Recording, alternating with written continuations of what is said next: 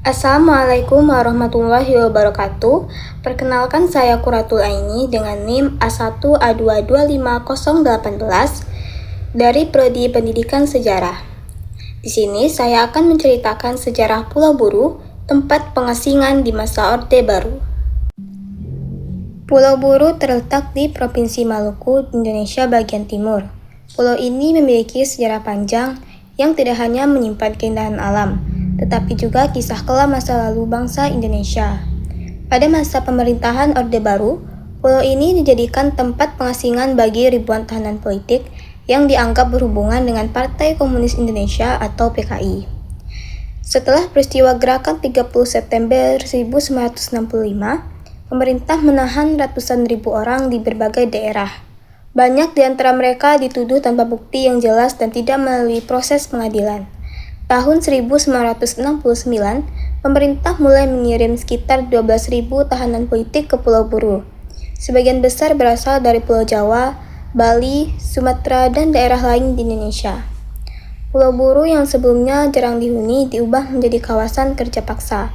Para tahanan ditempatkan di unit-unit kamp kerja seperti Unit 1 Waipo, Unit 2 Savana, dan beberapa unit lainnya. Mereka diwajibkan membuka hutan, membuat sawah, membangun jalan, serta mendirikan barak tempat tinggal dengan alat seadanya. Semua kegiatan diawasi ketat oleh militer. Kondisi kehidupan di Pulau Buru sangat berat. Persediaan makanan sering tidak cukup. Banyak tahanan menderita penyakit seperti malaria, dan akses kesehatan hampir tidak ada. Komunikasi dengan keluarga dibatasi. Bahkan sebagian tahanan tidak pernah menerima kabar dari rumah selama bertahun-tahun. Namun di tengah penderitaan itu, mereka tetap berusaha bertahan, menjaga semangat hidup dengan berbagai cara, seperti menulis, berdiskusi, mengajar sesama tahanan, dan beribadah bersama. Salah satu tahanan yang paling dikenal adalah Pramudia Anantatur, sastrawan besar Indonesia.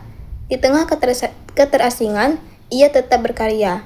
Ia menyusun kisah yang kemudian dikenal sebagai Tetralogi Buru, yang dimulai dengan Bumi Manusia.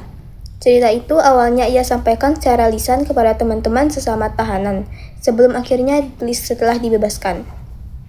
Karya tersebut menjadi simbol kekuatan pikiran dan perlawanan terhadap pembungkaman selama lebih dari 10 tahun. Pulau Buru menjadi saksi bisu penderitaan ribuan manusia. Sekitar tahun 1980-an, pemerintah mulai memulangkan tahanan secara bertahap.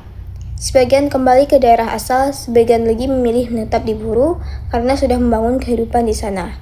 Jejak sejarah itu masih bisa ditemukan hingga kini. Berkas barak, ladang, dan jalan hasil kerja paksa para tahanan. Sejarah Pulau Buru mengajarkan bahwa kekuasaan yang menindas tidak akan mampu membuka pikiran manusia. Pulau ini menjadi simbol keteguhan, kemanusiaan, dan perlawanan terhadap ketidakadilan. Ia mengingatkan kita akan pentingnya menjaga kebebasan, berpikir, bersuara, dan menghormati hak asasi setiap warga negara.